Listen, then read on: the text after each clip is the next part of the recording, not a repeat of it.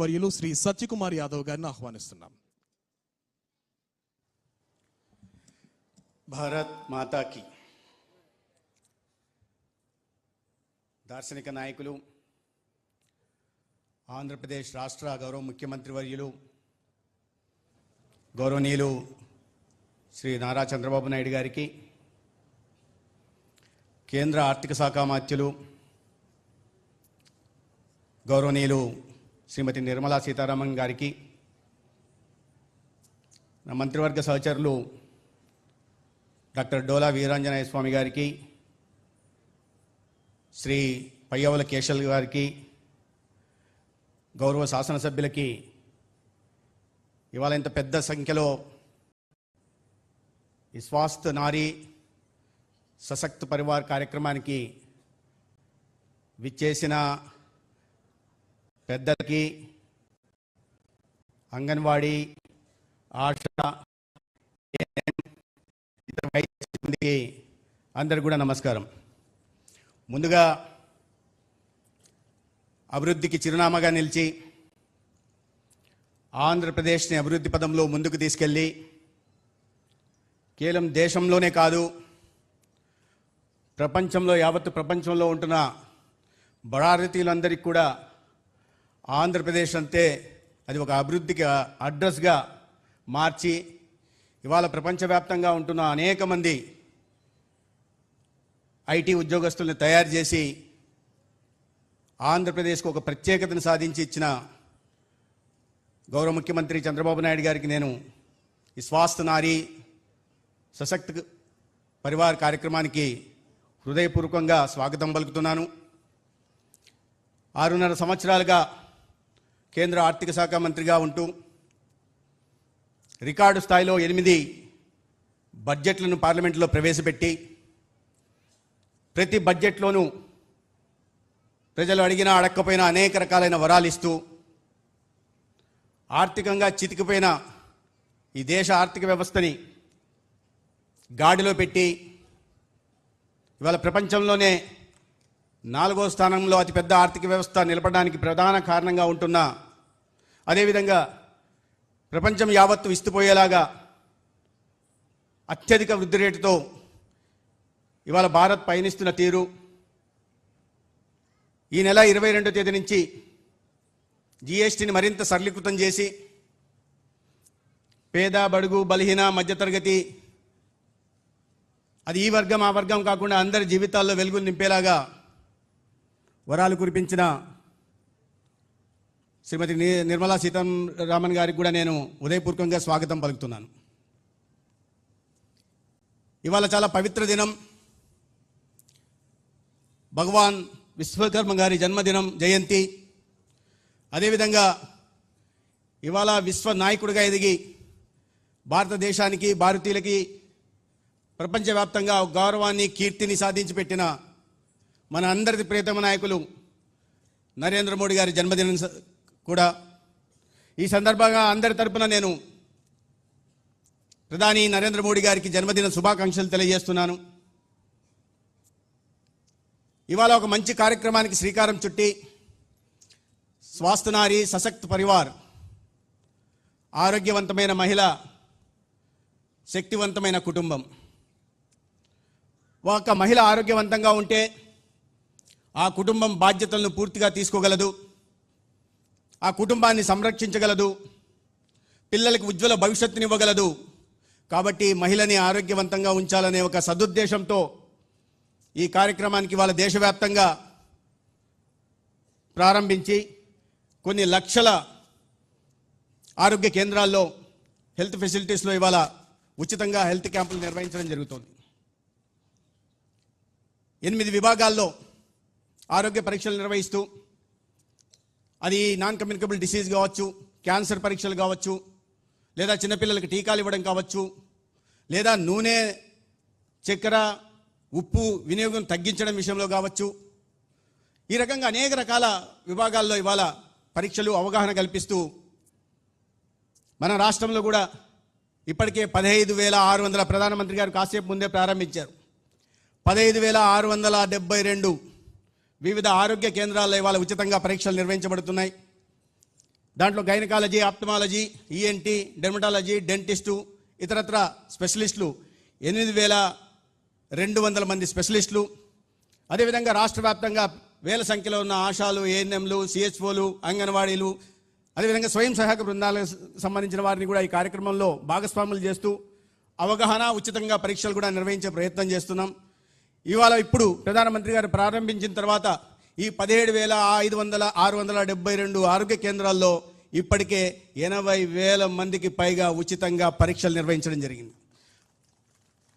ప్రధానంగా ఈ non communicable hyper tension, diabetes బారిన పడకుండా కాపాడుకోవడం, ప్రతి అక్క చెల్లిని కాపాడుకోవడం, మరీ ప్రధానంగా నోరు, రొమ్ము, గర్భాశయ ముఖద్వారం, ఓరల్, బ్రెస్ట్, సర్వైకల్ క్యాన్సర్ బారిన పడకుండా కాపాడడం కోసం అవగాహన కార్యక్రమాలు చేపట్టడం, అదేవిధంగా ఉచితంగా ప్రతి గ్రామాల్లో కూడా విలేజ్ హెల్త్ క్లినిక్లలో ఉచిత పరీక్షలు నిర్వహించే విధంగా కూడా గతంలో గౌరవ ముఖ్యమంత్రి గారు ఇవాళ దేశవ్యాప్తంగా ప్రారంభిస్తున్నారు. కానీ దార్శనిక నాయకుడైన మన గౌరవ ముఖ్యమంత్రి గారు మన కూటమి ప్రభుత్వం ఏర్పాటైన మొదట్లోనే ఉచితంగా ఈ రాష్ట్రంలో ప్రతి అక్క చెల్లెలకి 18 సంవత్సరాలు దాటిన ప్రతి యువతకి ఉచితంగా రొమ్ము పరీక్షలు నిర్వహించాలని, అదేవిధంగా 30 సంవత్సరాలు దాటిన ప్రతి మహిళకు కూడా ఉచితంగా సర్వైకల్ క్యాన్సర్ పరీక్షలు నిర్వహించాలని, అదేవిధంగా 18 సంవత్సరాలు దాటిన ప్రతి యువకుడికి కూడా ఉచితంగా నోటి క్యాన్సర్ పరీక్షలు నిర్వహించాలని ఆదేశించడం జరిగింది. దానికి అనుగుణంగా కూడా పరీక్షలు నిర్వహించాం.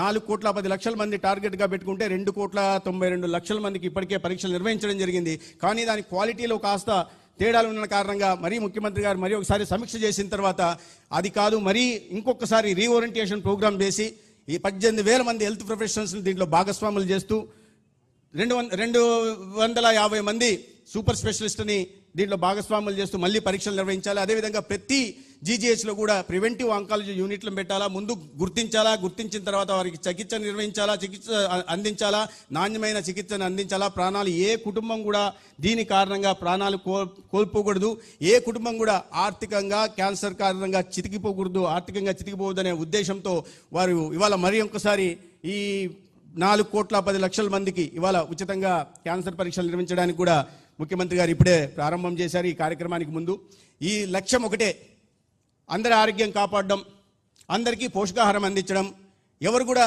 అనీమియా బారిన పడకుండా కాపాడుకోవడం, ఎంఎంఆర్ మెటర్నల్ మోర్టాలిటీ రేటును తగ్గించడం, ఇన్ఫాంట్ మోర్టాలిటీ రేటును తగ్గించడం, అదేవిధంగా సికిల్ సెల్ ప్రధానంగా మన రాష్ట్రంలో 19 లక్షల పాపులేషన్ ఉంటున్న ఈ గిరిజన ప్రాంతాల్లో వారి అందరికీ కూడా సికిల్ సెల్ పరీక్షలు నిర్వహించి ప్రధానమంత్రి గారు దాని గురించి ప్రత్యేకంగా ప్రస్తావించారు. సికిల్ సెల్ పరీక్షలు నిర్వహించాలా, ఆయన వారు చెప్పిన మాట మీకు అర్థమైందో లేదో, వారు అనింది సికిల్ సెల్ పరీక్షలు నిర్వహిస్తుందని ఇప్పుడు భావి తరాలుగా ఉంటున్న మహిళల్ని వారి ఆరోగ్యం సంరక్షించడమే కాదు, ఆ సికిల్ సెల్ పరీక్షలు నిర్వహించడం కారణంగా వారికి కావాల్సిన ప్రివెంటివ్ మెజర్స్ తీసుకొని వారి పిట్టబోయే బుడ్డను కూడా ఆరోగ్యవంతంగా పుట్టేలా చూడడం మా బాధ్యత అని వారు చెప్పడం జరిగింది. 19 లక్షల మందికి కానీ 14 లక్షల మందికి పైగా ఇప్పటికే సికిల్ సెల్ పరీక్షలు కూడా నిర్వహించడం జరిగింది. మిత్రులారా, మీ అందరికీ తెలుసు ఇవన్నీ ఎందుకు చేస్తున్నారు. ప్రధానమంత్రి గారు ప్రధానంగా చెప్పారు, అక్క చెల్లెల ఆరోగ్య సంరక్షణ మా ప్రభుత్వ బాధ్యత, కూటమి ప్రభుత్వం పైన రాష్ట్రంలో కానీ కేంద్రంలో కానీ మా బాధ్యత అనే విషయాన్ని వారు చెప్పడం. మనం ముందు నుంచి కూడా మన ఉత్కృష్టమైన మన సంస్కృతి సంప్రదాయాల్లో కూడా ఎప్పటికి కూడా మహిళలకు మనం పెద్దగా గౌరవం ఇస్తూ వచ్చాం. మన పురాణ కాలంలో కూడా మహిళలకు మనం పెద్దపీట వేస్తూ వచ్చాం. మీరు పురాణాల్లో చూస్తే అత్యంత ముఖ్యమైన మంత్రిత్వ శాఖలు ఎప్పుడు కూడా మహిళలకే ఉండేవి. చదువుల శాఖ సరస్వతి దగ్గర ఉండేది, ఫైనాన్స్ శాఖ లక్ష్మీదేవి దగ్గర ఉండేది, అత్యంత శక్తివంతమైన డిఫెన్స్ శాఖ కూడా మహిళల దగ్గర దుర్గామ్మ దగ్గర ఉండేది. అటువంటి 2 శాఖలను కూడా డిఫెన్స్ మినిస్ట్రీని తర్వాత ఫైనాన్స్ మినిస్ట్రీని కూడా ఈ దేశంలో నరేంద్ర మోడీ గారి నాయకత్వంలో నిర్మలా సీతారామన్ గారు నిర్వహించారు. మొట్టమొదటి మహిళా మంత్రిగా వారు ఈ 2 శాఖలు నిర్వహించడం జరిగింది. అదేవిధంగా గతంలో స్మృతి ఇరానీ గారు చదువుల శాఖ మంత్రిగా కూడా పనిచేశారు. అంటే మన పురాణ కాలం నుంచి మనకు మహిళలకు ఇస్తున్న గౌరవం ఏపాటిదని చెప్పే ప్రయత్నం చేస్తున్నాం. దాంట్లో భాగంగానే కేంద్ర ప్రభుత్వంలో అనేక రకాలైన మహిళా సాధికారత కోసం అనేక రకాల కార్యక్రమాలు తీసుకురావడం జరిగింది. ఇప్పుడే చెప్పారు, 4,53,00,000 మందికి ఇవాళ మాతృబంధం ద్వారా 6,000 రూపాయలు అందించే ప్రయత్నం చేస్తున్నామని. 53 కోట్ల మందికి ముద్రా రుణాలు ఇవ్వడం అందించడం మొదలు పెడితే దాంట్లో అత్యధికంగా మహిళలకే లాభం జరుగుతుంది. ఇవాళ మా అక్క చెల్లెళ్ళ ఆత్మగౌరవాన్ని నిలబెట్టడం కోసం గతంలో మన గ్రామీణ ప్రాంతాల్లో బహిర్భూమికి వెళ్లాల్సి వస్తే సూర్యాస్తమయం తర్వాత కానీ సూర్యోదయం ముందు కానీ వెళ్లాల్సిన దౌర్భాగ్యకర పరిస్థితులు వస్తే వాటిని సరిదేస్తూ ఇవాళ 12 కోట్ల మరుగుదొడ్లను వ్యక్తిగత మరుగుదొడ్లను నిర్మించి అక్క చెల్లెళ్ళ ఆత్మగౌరవాన్ని నిలబెట్టే ప్రయత్నం కూడా ప్రధానమంత్రి నరేంద్ర మోడీ గారు చేస్తున్నారు. అనేక రకాల కార్యక్రమాలు తీసుకురావడం ఇవాళ తీసుకొచ్చి మహిళల సాధికారతకు తోడ్పడే దిశగా చూస్తున్న వాటన్నిటిని నేను ఇప్పుడు చెప్పడానికి సమయం లేదు, పెద్దలు మాట్లాడాల్సింది. అదేవిధంగా రాష్ట్రంలో కూడా మహిళా సాధికారత కోసం ప్రత్యేకమైన పెద్దపీటను వేస్తూ గౌరవ ముఖ్యమంత్రి చంద్రబాబు నాయుడు గారు కూడా మీకు తెలుసు, అది వితంతు మహిళలు కానీ, వృద్ధ మహిళల పింఛన్లు కానీ, లేదా ఒంటరి మహిళల పింఛన్లు కానీ రాష్ట్రంలో ప్రతి ఒక్కరికి 1వ తేదీ ఇంటి తలుపు తట్టి అందించే ప్రయత్నం ఇవాళ రాష్ట్రంలో గౌరవ ముఖ్యమంత్రి చంద్రబాబు నాయుడు గారి నాయకత్వంలో జరుగుతుంది. అది కాకుండా ప్రతి అక్క చెల్లెల ఇంటికి ఉచితంగా 3 సిలిండర్లను ఇచ్చే ప్రయత్నం కూడా చేస్తున్నారు. మరీ ముఖ్యంగా తల్లికి వందనం పేరుతో ఇవాళ ప్రతి అక్కకి, ప్రతి చెల్లికి వారి బిడ్డను చదివించడం ఆర్థిక భారం కాకూడదు కాబట్టి ప్రతి బిడ్డకి 15,000 ఎంతమంది ఉంటే అంతమందికి తల్లికి వందనం ద్వారా కూడా అందించే ప్రయత్నం చేస్తున్నారు. ఆర్థిక స్వాతంత్రానికి నిజమైన నిర్వచనం చెప్తూ ఇవాళ తల్లిని చూసి రావాలన్నా, అత్తను చూసి రావాలన్నా, లేదా బంధువులను చూసి రావాలన్నా, లేదంటే ఇతరత్ర కార్యక్రమాలకు వెళ్ళాలన్నా, ఉద్యోగాలకు వెళ్ళాలన్నా ఆర్టీసీ బస్సుల్లో ఉచితంగా ప్రయాణం అవకాశం కల్పిస్తూ 2 కోట్ల మందికి పైగా మహిళలకి ఆర్థిక స్వాతంత్రం కలిగించే ప్రయత్నం కూడా ఇవాళ గౌరవ ముఖ్యమంత్రి చంద్రబాబు నాయుడు గారి నాయకత్వంలో, పవన్ కళ్యాణ్ గారి నాయకత్వంలో ఆంధ్రప్రదేశ్ జరుగుతూ ఉంది. అయితే వీటిని ఇవాళ ఇంత పెద్ద ఎత్తున నిర్వహిస్తున్న పరీక్షలు, అక్క చెల్లెళ్ళు నిజంగా వీటిని ఆ పరీక్షలకు వెళ్ళి పరీక్షలు నిర్వహించుకోకపోతే దానివల్ల లాభం జరగదు. ప్రభుత్వం మంచి ఉద్దేశంతో, ప్రధానమంత్రి గారు మంచి ఉద్దేశంతో, చంద్రబాబు నాయుడు గారు మంచి ఉద్దేశంతో తీసుకొచ్చిన ఈ పథకాల్ని, ఈ సౌలభ్యాన్ని మనం సరిగ్గా ఉపయోగించుకోకపోతే నష్టం జరుగుతుంది. ఎందుకంటే క్యాన్సర్ ఏమవుతుందే, చాలామంది మనం పరీక్షలు నిర్వహిస్తున్నప్పుడు సర్వైకల్ క్యాన్సర్ పాస్మియర్ టెస్ట్ చేస్తాం, విలేజ్ హెల్త్ క్లినిక్ రావడం లేదు మహిళలు. ఎందుకంటే ఒక సోషల్ స్టిగ్మా, అక్కడికి వస్తే అక్కడికి వెళ్ళి చూడాలా, ఏం పరీక్షలో ఏంటో, ఏం వెళ్దాంలే, మన ఊర్లో ఉన్న విలేజ్ హెల్త్ క్లినిక్ వెళ్ళడానికి కూడా ముందుకు రావట్లేదు. రొమ్ము క్యాన్సర్ పరీక్షలు నిర్వహించాలంటే ముందుకు రావట్లేదు. మిగతా ఓరల్ క్యాన్సర్కి 2,92,00,000 మందికి మేము చేయగలిగితే ఈ సర్వైకల్ క్యాన్సర్కి లేదా బ్రెస్ట్ క్యాన్సర్కి కేవలం 1,43,00,000 మందే ముందుకు వచ్చారంటే వాళ్ళల్లో అవగాహన లేకపోవడం ప్రధాన కారణంగా చెప్తున్నా. అవగాహన కలిగించడం కోసం యావత్ హెల్త్ ప్రొఫెషనల్స్ అంతా పనిచేస్తున్నారు. అదేవిధంగా ప్రజాప్రతినిధులు కూడా పనిచేయాలా, మీడియా కూడా దీనికి అత్యంత ప్రాధాన్యత ఇస్తూ ఇవాళ ఈ పరీక్షలు నిర్వహించుకోవడం వల్ల ఏ ఉద్దేశంతో అయితే గౌరవ ముఖ్యమంత్రి గారు, ప్రధానమంత్రి గారు కూడా చెప్పారు, రాబోయే రోజుల్లో ఆరోగ్యం మీద మనం తగ్గించాలి. ఎందుకంటే ప్రివెంటివ్ మెజర్స్ తీసుకోవాల్సి ఉంది. ముందు అనారోగ్యం బారిన పడిన తర్వాత చికిత్స అందించడం కాకుండా అనారోగ్యం బారిన పడకుండా కారణాలు వెతికి వారిని కాపాడుకునే ప్రయత్నం చేయాలా, తద్వారా ఆరోగ్య సంరక్షణ చేయాలా. ఆరోగ్య సంరక్షణ ద్వారా ఆరోగ్య ఆంధ్రప్రదేశ్ నిర్మించాలా, ఆరోగ్య ఆంధ్రప్రదేశ్ ద్వారా స్వర్ణాంధ్రప్రదేశ్ నిర్మించాలా, స్వర్ణాంధ్రప్రదేశ్ ద్వారా మన ప్రధానమంత్రి కలలుగంటున్న వికసిత భారత్ని 2040 నాటికి నిర్మించాలంటే ప్రతి ఒక్కరి భాగస్వామ్యం దీంట్లో ఉండాలని తెలియజేసుకుంటూ నాకు ఈ అవకాశం ఇచ్చిన పెద్దలకి ధన్యవాదాలు తెలియజేసుకుంటూ సెలవు తీసుకుంటాను. భారత్ మాతాకి జై. ధన్యవాదాలు.